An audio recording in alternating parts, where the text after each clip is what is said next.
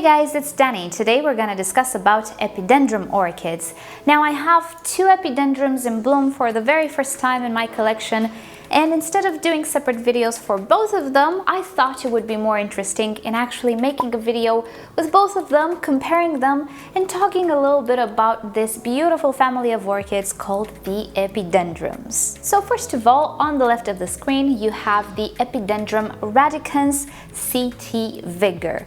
This is a reed stem epidendrum. We talked about these types of epidendrums a little while back when we had the Sister My Love in bloom. So if you missed that video in which I talk a little bit more about the reed stems, check it down below in the description. I'll add it there. And as you can see, the Sister My Love, which is a beautiful pink lavender color, is actually very similar to the Vigor in the sense that it blooms on top with this globe-like formation. And while the orchid is very tall, you can see it there, it blooms with a flower spike from the center of the plant, and on top you have this beautiful 3D-ish globe-like formation with many pretty, lovely little flowers. This is a very typical appearance for the Radican type of epidendrum. Usually they are pretty tall, but recent hybrids can actually be smaller than this. We have some more compact growers, which is nice, more suited for windowsill growers. But overall, the reed stem epidendrums are those epidendrums which can be very tall and can produce this beautiful globe-like inflorescences and can come in many different colors, pinks, orange like this one. And by the way, this is such an unbelievable orange. It's not a very deep orange, it's just I don't know what to compare it with. It's a beautiful kind of light orange, but very vibrant, maybe egg yolk type of orange. So they can come in so many different varieties and colors that it's absolutely wonderful to have a few of these reed stem epidendrums in your collection if you have the space for them, because they're truly worth it. They all bloom in this manner and they are sequential bloomers in the sense that after the initial flush of blooms fades away, which will happen within 3 weeks or so after the first flowers open, another flush of buds from the center will start to swell and will bloom once again. And this can take quite a little bit, so you overall can have a few months of blooming time from this type of orchid, but the initial flush of blooms, in my opinion, is a little better than the second one. The Radicans CT Vigor is not known for his fragrance, and this one really doesn't smell like anything. The Sister My Love, the pink one, had no fragrance either, but really, who needs fragrance when you have these beautiful colors? I think that there is a bit of variation in color if you look closely at the flower. The lip appears to be slightly lighter in color than the rest of the petals. Overall, it makes for such a stunning and like in-your-face vibrant color. It's absolutely unbelievable. All epidendrums are like this, no matter the color variant. Also, did you notice the flower is upside down, or actually appears to be upside down?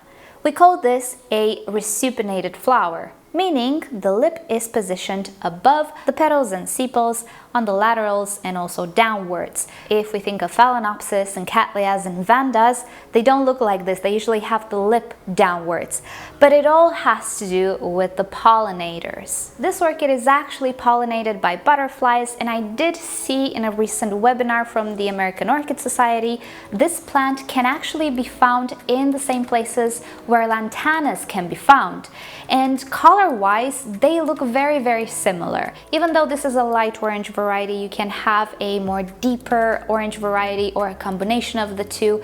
Wildly, the Radicans is actually orange and red in color, and it mimics very well the lantanas, which, if you didn't know, they're butterfly magnets. So it is believed that the reed stem epidendrum, the one in the wild, is trying to imitate a little bit the coloration of the lantana. Sometimes you will see in the wild a variation with a lighter colored lip at the top and more deeper petals and sepals, and if you think about lantanas, they do have this gradient color. So it is a theory, that is what researchers believe, and I think it makes sense. Indeed, the pollinator for this orchid appears to be the same butterfly that is attracted to lantanas as well. So if you do want to have a butterfly garden and you have warm temperatures, do consider this orchid for your garden. It is a terrestrial, sometimes litophyte, sometimes a little bit epiphytic. It's a very versatile orchid. It does produce aerial roots as well, and it can definitely grow in a garden. It is a warm grower though, and I do suspect it will attract butterflies for you. Next to the radicans, we have the Epidendrum melanoporphyreum. Now, this is the type of dragon. It's typically not called that way. I call it that way because it reminds me of a cartoon that I really loved as a child. It's called Flight of Dragons, and in that cartoon the dragons had this little goatee, let's call it like that, and these types of epidendrums really remind me of those dragons.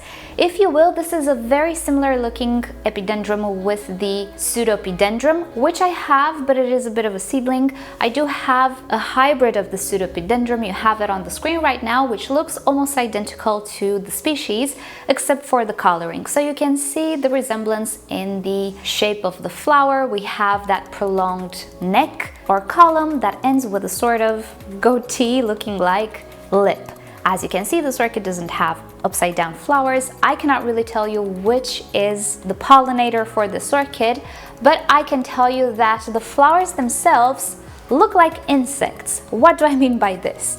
Take a look at the top here. You can see the sepals and petals, or actually these are the sepals, all of them.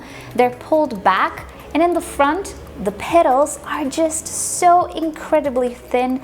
They look like antennas or antennae. I think this is the term in English. In any case, it looks absolutely beautiful coloration wise as well. If you take a closer look, you can see the column is a beautiful dark green, very similar to the pseudoepidendrum actually, while the lip has this beautiful mustachy shape, again with the goatee and mustaches. I'm not sure why I describe things in such a way, but hey, that's what it resembles to me. We have a very dark purple on the lip with a sort of lighter center. It is absolutely fantastic. And the sepals and even the small petals in the front there, again a very maroony dark purple.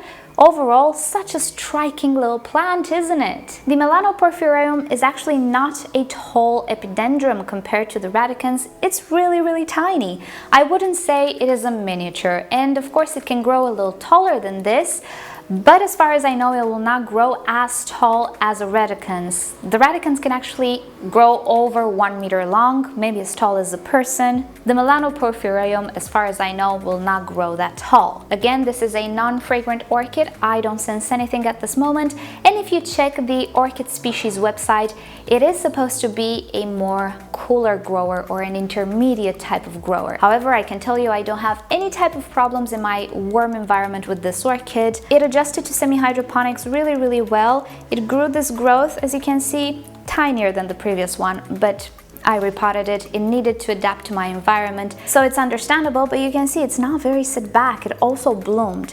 So I cannot say that it is a finicky orchid. It hasn't been as of yet. But I only have this orchid for almost a year now, or 9 months or something of the sorts. So far it's doing really great with the heat of the summer. I don't let my grow space get very hot anyway, but it's not necessarily what you'd call ideal for a cooler grower. So I'll link you down below to the description given by the orchid species website if you want to learn more about this orchid and where it's coming from. Both of these are actually what we call botanical orchids. They're species, but they are not obtained from the wild.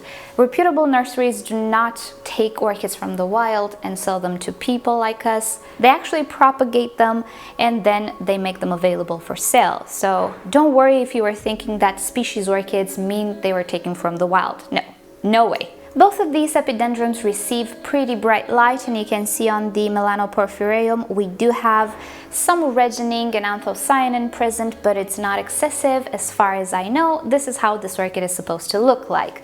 The foliage is a little red, and it's normal to be that way, while the radicans foliage, you can see, is pretty green. I wouldn't call it light green, but it is indeed lacking any red pigment.